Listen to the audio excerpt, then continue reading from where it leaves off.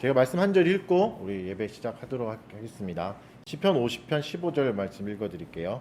환난 날에 나를 부르라. 내가 너를 건지리니 내가 나를 영화롭게 하리로다. 아멘. 하나님께서 우리를 또 이 시간에 부르시고 우리를 모아 주셨습니다. 환난 날에 나를 부르라 말씀하시고 네가 나를 영화롭게 할 것이다 목적으로 우리를 불러 주셨습니다. 또 그래서 이 시간에 우리가 잠깐 묵상기도 하시고 또 제가 대표기도 하는 시간 가지도록 하겠습니다. 잠깐 묵상기도 하겠습니다.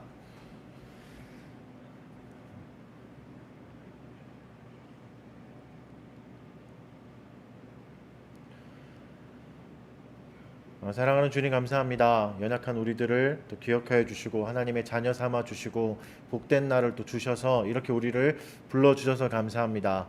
하나님 우리의 죄악에도 불구하고 우리의 연약함에도 불구하고 끊임없는 사랑으로 우리를 인도하셔서 여기까지 오게 해주셔서 감사합니다. 우리의 연약함과 허물 속에서도 찾아와 주시고 또 우리를 긍휼히 여겨 주셔서 주께 예배할 수 있게 허락해 주신 그 은혜를 하나님 우리가 심령으로 찬양하게 하여 주시옵소서. 또 상황이 어려워진 시간을 보내고 있습니다. 우리를 불쌍히 여겨 주시옵고 이 어려운 시간 안에 환난 날에 나를 부르라고 말씀하신 주님께 더욱 주목하고 또 하나님께로 돌아가는 그런 시간들을 보내게 하여 주시옵소서. 이 시간도 짧게 말씀을 나누고 또 함께 주의 은혜를 묵상하려고 합니다. 하나님 우리를 불쌍히 여겨 주셔서 하나님의 말씀을 깨달을 수 있는 은혜를 더하여 주시옵고 또 하나님 우리 심령 가운데 하나님이 주시는 위로와 또 풍성한 은혜가 충만해지는 그런 예배의 시간 되도록 도와주시옵소서. 감사드리며 예수님 이름으로 기도합니다.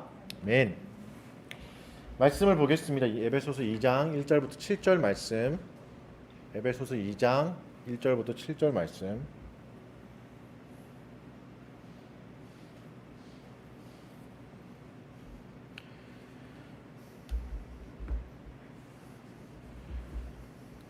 제가 한번 읽어드릴게요. 읽고 7절은 다 같이 한번 더 읽겠습니다. 제가 읽어드릴게요. 그는 허물과 죄로 죽었던 너희를 살리셨도다. 그때의 너희는 그 가운데에서 행하여 이 세상 풍조를 따르고 공중에 권세 잡은 자를 따랐으니 곧 지금 불순종의 아들들 가운데서 역사하는 영이라.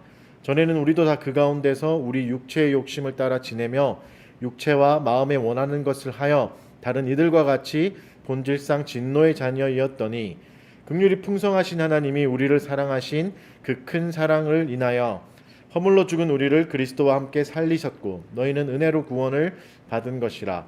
또 함께 일으키사 그리스도 예수 안에서 함께 하늘에 앉히시니 이는 그리스도 예수 안에서 우리에게 자비하심으로써 그 은혜의 지극히 풍성함을 오는 여러 세대에 나타내려 하심이라.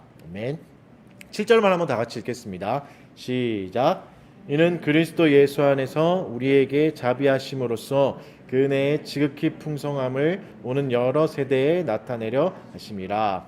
아멘. 네, 저희가 이제 교회 정치, 정치 모범 외민의 문서를 6주간 살펴보면서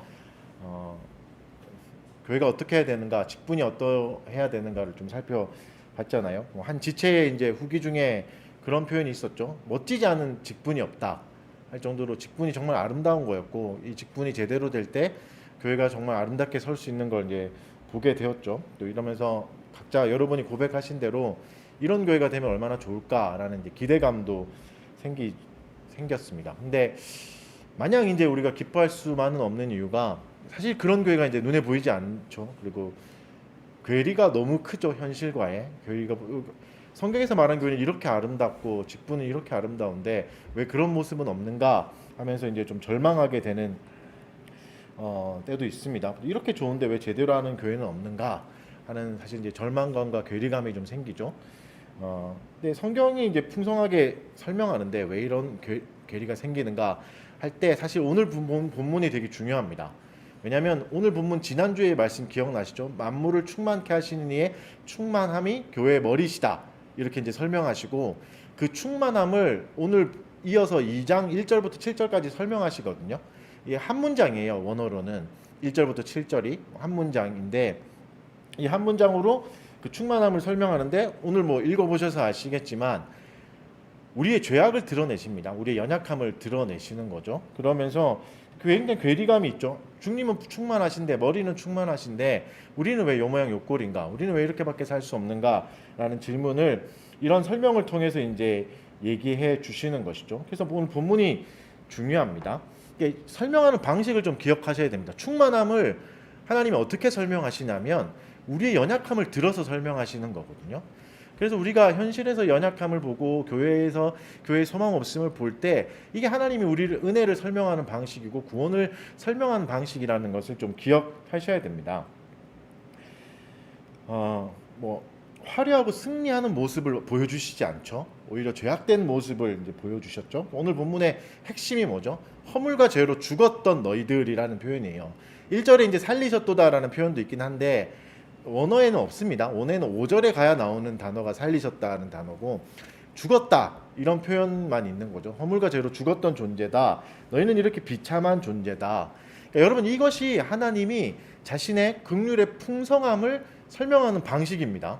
하나님이 얼마나 은혜가 풍성하신지 그거를 설명하시는 거죠. 인간의 가진 죄의 깊이를 알게 되면 하나님의 은혜가 오히려 더 드러나게 되는 거죠. 하나님의 권능의 위대함을 알게 되는 거죠. 그래서 하나님의 위대함을 알기 위해서는 우리가 있는 절망의 깊이까지 내려가야 되는 거죠. 거기서부터 시작해야 하나님의 위대함을 알 수 있습니다. 왜 그 깊이까지 내려가는 게 중요한가 하면 그곳으로 하나님이 찾아오셨고 구원이라는 게 구원이 거기로 찾아오셨기 때문이죠. 우리에게로 찾아오셨기 때문이죠. 그래서 우리의 절망의 자리는 구원이 찾아온 자리죠. 이것이 우리에게 풍성한 위로가 되는 겁니다. 내가 잘났을 때 대단해서 잘나서 하나님이 찾아오시고 한 게 아니라 내가 뭔가 교회를 제대로 세워보겠다 결단하고 결심했을 때 찾아오신 게 아니라 허물과 죄로 죽었을 때 아무것도 없을 때 마치 시체와 같을 때 하나님 나라에 아무 소용도 없을 때 구원이 찾아온 겁니다. 그래서 우리가 살아나게 된 것이죠. 복음이 그러니까 쉽게 말하면 어디죠? 복음이 어디서 시작됐습니까? 부패한 죄의 구덩이부터 시작된 것이죠. 우리의 부패한 마음에서부터 시작된 겁니다. 구제불능인 우리를 그리스도를 통해서 하나님이 구원하신 것이죠. 그래서 우리의 절망을 볼 때마다 하나님의 은혜를 다시 묵상하셔야 됩니다. 하나님이 나를 건져내셨구나를 다시 기억하셔야 됩니다. 교회도 마찬가지죠. 왜 이런 교회가 없을까 할 때마다 하나님의 은혜를 다시 한번 생각해 보셔야 되고 그리스도의 머리 되심을 다시 한번 묵상해 보셔야 되죠. 오늘 본문을 따라가서 우리의 삶을 좀 돌아봤으면 좋겠습니다. 허물과 죄로 죽었던 우리의 삶이 어땠죠? 세상 풍조를 따르고 공중의 권세 잡은 자를 따른 삶이다 라고 말하죠. 불순종의 아들들 가운데 역사하는 영을 따른 삶이다. 인간이 죄를 범하는 그 역사의 순간순간에 자주 나오는 구약의 표현 중에 하나가 요거거든요. 불순종의 영이 임했다. 불순종의 영을 따랐다. 아담이 타락했을 때도 그랬고 욥이 고난을 받을 때도 그 표현이 나오거든요. 불순종의 영들이 역사했다 이렇게 나오는. 그러니까 우리가 불순종의 영을 따를 때 우리가 맺었던 열매를 말씀해 주시는 거죠. 무엇이죠? 죄의 열매밖에는 맺을 수 없었습니다. 우리의 역사가 이런 것뿐이죠. 우리가 다 그랬다고 성경이 선포합니다. 분명히 성경은 오늘 재밌는 표현을 쓰는데 우리라고 말해요. 바울의 입을 통해서 하나님이 말씀하시는 건데 무슨 말이죠? 바울 또한 그랬다. 그러니까 오해하지 마십시오. 지금 바울이 혼자 잘나가지고 누군가를 정죄하는 그런 모습이 아니라 성경이 우리 전체를 보여주시는 겁니다. 바울 또한 이랬다. 똑같은 존재였다. 소망 없다. 이런 모습을 얘기하는 것이죠. 근데 또 이걸 모두를 다 까는 말이 아니에요. 모두를 다 까는 말이 우리 안에 소망이 없었다는 말은 뭐죠? 구원은 우리 안에서 나올 수 없다. 구원은 우리 밖에 있다. 이 말씀하시죠. 그러니까 반대로 생각하면 어디죠? 구원은 그리스도 안에 있다. 그러니까 그리스도 밖에는 구원이 없다. 이런 말이 되는 거죠. 그래서 그리스도만이 구원이 있다는 모습들을 알려주시는 겁니다. 우리에게서는 그 어떤 것도 찾아볼 수 없습니다. 육체의 욕심을 따라 지내는 삶을 살았다는 표현을 보면서 우리가 얼마나 허무한 시절을 보냈는지 좀 아셔야 됩니다. 여러분 이게 중요한 게 우리가 만약에 성경을 통해서 정죄받지 않고 성경을 통해서 깨달아지지 않는다면 우리가 삶 속에서 이걸 느끼게 되거든요. 그게 더 괴로운 일이에요, 사실은. 그렇죠? 왜냐하면 나는 살아가면서 나의 잘못됨을 더 많이 부딪히지 않습니까? 내가 왜 이런 선택을 했지? 내가 왜 이런 삶을 살았지? 하는 허무함들을 부딪히게 되는 겁니다. 근데 오히려 하나님께 정죄받는 게 우리에게 은혜죠. 하나님 밖에서 정죄받을 때는 절망이죠. 살아날 구멍이 없습니다. 헤어날 구멍이 없습니다. 이게 더 우리에게 절망이 되는 것이죠. 결국 우리가 불순종의 아들을 따르는 삶을 살았기 때문에 그렇습니다. 우리의 뜻대로 사는 것, 육체의 욕심대로 사는 삶의 비참함들이 이런 것을 보여주시는 거죠. 그래서 누구를 따라야 되죠? 아까도 말했듯이 우리 안에 없습니다. 우리 밖에 있는 그리스도에게 있고, 그럼 우리는 그리스도를 따라야 되는 거죠. 그리스도를 따르는 삶을 살아야 됩니다. 그리스도는 어떤 삶을 사셨습니까? 그분의 기도에서 찾아볼 수 있습니다. 기억나시나요? 그분이 다메섹 도상에서, 다메섹이 아니죠, 십자가 전에 어떻게 기도하시죠? 아버지여, 나의 원대로 마시고 아버지의 원대로 하옵소서. 나의 소원대로 하지 마시고 나의 목적대로 하지 마시고 아버지의 뜻이 이루어지게 해달라고 기도하셨잖아요. 예수님은 철저히 성부 하나님의 뜻을 따르기 위해서 소망하고 기도하면서 사셨습니다. 여러분, 내 인생이 풀리지 않을 때, 잘 풀리지 않을 때 우리가 진정으로 드려야 될 기도는 예수님의 기도인 거죠. 아버지의 뜻대로 되게 해주십시오. 하나님, 나의 소망이 여기서 끝나게 해주시고 소욕이 끝나게 해주시고 하나님, 당신의 뜻이 이루어지게 해주십시오 라고 기도하는 이 기도를 드릴 때, 이 삶을 살 때 우리는 예수를 따르게 되는 것이죠. 그러니까 우리의 삶을 인도하시는 분이 누굽니까? 우리의 인생을 이끌어 가시는 분이 누굽니까? 오늘 본문이 1절부터 7절까지 한 문장이라 그랬죠. 그래서 문장에는 주어도 있고 동사도 있잖아요. 이 주어가 언제 나오냐면 4절에 가서야 나옵니다. 이 전체 문장에 1절부터 7절의 주어는 4절에 나오는 하나님이십니다. 하나님이 우리의 주체가 되시고 우리를 이끌어가는 주어가 되시는 것이죠. 근데 그분을 어떻게 설명하죠? 어떤 분입니까? 긍휼이 풍성하신 분이다. 우리 인생의 주인은 하나님이시고 그분은 긍휼이 풍성하신 분이다. 우리를 사랑하신 그 큰 사랑으로 우리를 이끌어가고 계신다. 내 뜻대로 이루어지지 않을 때 우리가 소망할 수 있고 안심할 수 있는 이유가 여기 있습니다. 하나님이 사랑이라는 의도를 가지고, 사랑이라는 목적을 가지고 큰 사랑으로 우리를 이끌어 가시기 때문에 우리는 안심해도 됩니다. 내 뜻대로 이루어지지 않는다고 너무 낙심하지 않아도 되는 것이죠. 여러분, 한번 생각해 보시죠. 나도 나를 사랑하지 못할 때가 있잖아요. 나의 잘못된 선택을 후회하게 되고, 흑역사라고 말하는 그런 시절들을 보내게 되죠. 나에 대한 절망이 찾아올 때가 있죠. 여러분, 그때 우리가 해야 될 일이 뭡니까? 내가 했던 선택에 대한 그것이 아니라 나를 선택하신 하나님을 바라보셔야 됩니다. 나는 잘못된 선택을 하고 죄의 열매를 맺어왔지만 그런 나를 하나님이 택해 주셨고 그분이 풍성하신 사랑으로 우리를 이끌어 가시는 것이죠. 그분이 우리를 선택하셨습니다. 그분이 우리를 택하셨습니다. 이상한 것밖에 선택하지 못하는 우리지만 하나님이 우리를 선택하셨기 때문에 하나님이 우리를 끝까지 이끌어 가시는 것이죠. 그 긍휼의 풍성함으로 우리를 인도해 가시는 것이죠. 이어지는 9절에 드디어 이 문장에, 긴 문장에 동사가 나와요. 동사가 이 문장에는 총 3개가 나오거든요. 3개가 이거예요. 함께 살리셨다, 함께 일으키셨다, 함께 앉히셨다. 그러니까 구원을 설명하는 방식인데, 구원이 뭡니까? 죄만 용서해주고 끝난 게 아닙니다. 이제는 너희가 잘 살 수 있다, 알아서 잘 살아봐라 이러고 끝나시는 게 아니라, 살리시고 끝나는 게 아니라 일으키시고 그리고 함께 앉히신다라고 말씀하고 계시죠.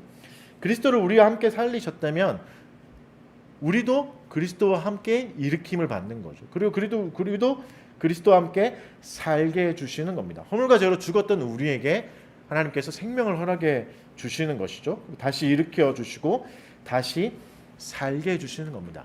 이게 뭐죠? 이게 이미 이루어진 겁니다. 이미 그리스도 안에서 이루어진, 그리고 머리에게서 이루어진 일이죠. 그래서 그리스도를 보면 알 수 있습니다. 그리스도가 어떻게 되셨습니까? 십자가에서 죽으시고 3일 만에 부활하시고 이 땅에서 40일간 우리와 함께 보내시다가 승천하셔서 하나님 보좌에 앉으셔서 지금도 우리를 다스리고 계시는 것이죠. 이것이 우리의 머리 대신 예수 그리스도에게 일어난 일이고, 이것이 우리 몸된 우리들에게도 일어날 일인 것이죠. 그분은 하늘에서도 지금 우리를 다스리고 계십니다. 하늘이라는 표현이 단순히 우리가 물리적인 고공을 말하는 게 아니죠. 하나님의 통치가 이루어지는 곳이죠. 그리스도가 우리를 다스리시는, 지금도 그리스도의 통치가 우리 안에 이루어지고 있고 교회를 통해서 그것이 나타나고 있는 겁니다. 머리에게서 나타났다는 것은 지체에도 몸에도 곧 나타난다는 의미입니다.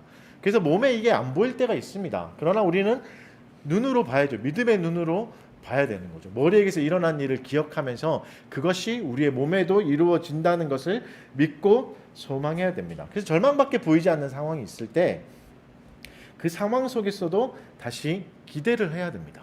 머리 대신 그리스도가 우리를 다시 살리시고 이끌어 가실 것을, 그리고 그분의 머리 되심의 영향력이, 충만함이 우리 지체로 퍼져 나갈 것을 기대해야 됩니다. 그리스도의 인격 안에서 우리에게 맺혀질 열매들을 기대하셔야 됩니다. 교회는 이런 곳입니다. 그리스도의 충만함이 지체된 우리들에게도 나타나는 곳이죠. 그러니 여러분 포기하지 마십시오. 너무 절망하지 마십시오. 그리스도의 풍성함을 좀 기대하십시오. 이미 우리는 풍성하게 받았습니다. 그분이 이미 풍성하시고 그분이 우리의 머리가 되셨습니다. 이 말은 뭐죠? 우리는 소유를 늘리기 위해서 살지 않아도 되는 거예요.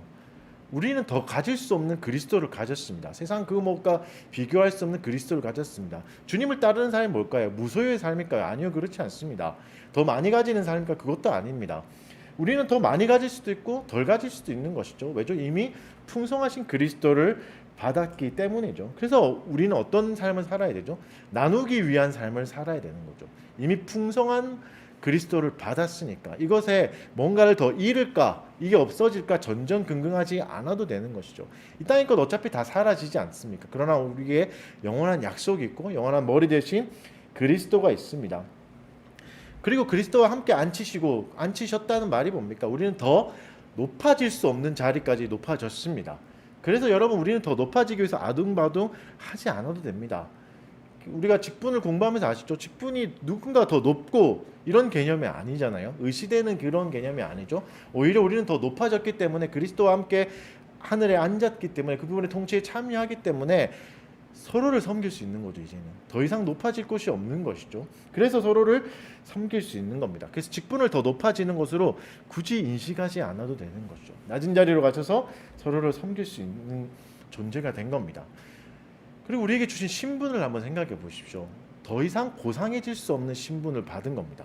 하나님의 자녀가 되신 그리스도의 지체가 되었다는 건, 그분이 우리의 머리가 되고 우리가 그분의 몸이 됐다는 것은 가장 고귀한 것이죠. 가장 고귀한 머리가 그리스도 아닙니까? 그분의 지체가 됐다는 것은 우리의 신분도 상승했다는 거죠. 그래서 우리는 그분의 자녀답게 살아야 됩니다. 그렇죠? 비참한 존재와 다릅니다. 하나님의 자녀가 됐다는 것은 우리에게 더 할 수 없는 풍성함을 이미 주셨다는 것이죠. 그래서 우리는 어떻게 살아야 됩니까? 아까도 말했듯이 나누기 위해서 땀 흘리는 삶이 돼야 되는 거죠. 이 땅에서 그냥 뭔가를 조금 더 쌓기 위해서, 좀 더 높아지기 위해서의 그 정도의 삶이 아니라 더 나누기 위해서, 더 이 그리스도의 풍성함을 나누기 위해서 열심히 살아가야 되는 것이죠. 그러니까 우리가 똑같은 모양이지만 목적이 달라지는 겁니다. 그리스도의 풍성함을 누리고 인식하게 될 때. 그래서 여러분, 말씀의 결론을 맺겠습니다. 절망의 날에 올 때 어떻게 해야 됩니까? 그리스도를 바라보십시오. 우리의 머리 대신 그리스도의 충만함을 다시 한 번 더 묵상하십시오. 그리고 그분의 통치가 임하기를 간절히 기원하시고 기도하시고, 또 우리도 그 통치에 참여해야죠. 이미 우리에게 가르쳐 주신 것들이 있잖아요. 어떻게 살아야 하는가, 어떻게 행해야 하는가, 이미 너무나 친절하게 너무 자세히 가르쳐 주셨죠. 교회를 어떻게 운영해야 되는가도 이미 다 가르쳐 주셨습니다. 우리가 보고 들은 게 그거 아닙니까? 그렇다면 절망할 필요가 없는 것이죠. 또다시 시도하고 또다시 하면 되는 것이죠. 물론 우리의 연약함 때문에, 세상의 악함 때문에 다 이루어지지 않는다 할지라도, 그래도 하나님의 뜻은 끝까지 이루어질 겁니다. 그것이면 충분한 것이죠. 우리는 주의 자녀가 되었기 때문에. 그래서 여러분, 이 삶을 살아가셔야 되고, 이렇게 교회를 세워가셔야 됩니다. 그분의 통치가 임하기를 그렇게 기다려야 되는 거죠. 그럴 때 우리는 이 풍성함을 나눌 수 있는 것이죠. 옆에 지체들을 보십시오. 우리는 서로 나누기 위한 지체들입니다. 연약해질 때, 지체가 경제적으로 연약해질 때, 그리고 지체가 영적으로 연약해질 때, 그렇죠? 우리는 서로를 권징할 수 있는 존재가 되어야죠. 권징을 받아들일 수 있는 귀한 존재가 된 것이죠. 그것 때문에 자존심 상해하지 않아도 되는 거고, 그것 때문에 불안해하지 않아도 되는 것이죠. 뺏길 수 없는 은혜를 우리에게 이미 충만히 주신 것입니다. 사랑하는 청년 여러분, 사랑하는 성도 여러분, 절망하지 마십시오. 머리 대신 그리스도가 여전히 풍성하십니다. 그것이 눈에 보이지 않을지라도 실제로 우리에게 일어난 일이고 실제로 우리에게도 임할 일입니다. 그러니 오늘도 한 걸음 갈 수 있는 것이죠. 오늘도 나눠 갈 수 있는 것이죠. 이 풍성함을 누리는 저와 여러분 되기를 주의 이름으로 축원합니다. 아멘. 제가 한번 기도하겠습니다. 사랑하는 주님 감사합니다. 우리가 짧게 말씀을 나눴습니다. 부족한 우리들 또 낙심한 심령이 있다면 위로하여 주시옵고 또 하나님 우리의 현실이 너무나 우리를 가슴 아프게 한다 할지라도 소망 대신 머리 대신 그리스도를 다시 바라보게 하여 주시옵소서. 우리의 충만함이 대신 그 충만함을 묵상하게 하여 주시고 그 충만함을 따라가고 실천하는 우리가 되도록 은혜 내려주시고 이끌어가 주시옵소서. 지금 우리 주 예수 그리스도의 은혜와 하나님 아버지의 사랑과 성령의 교통하심이 이 자리에 있는 우리들을 위해 지금부터 영원토록 함께 있을지어다. 아멘.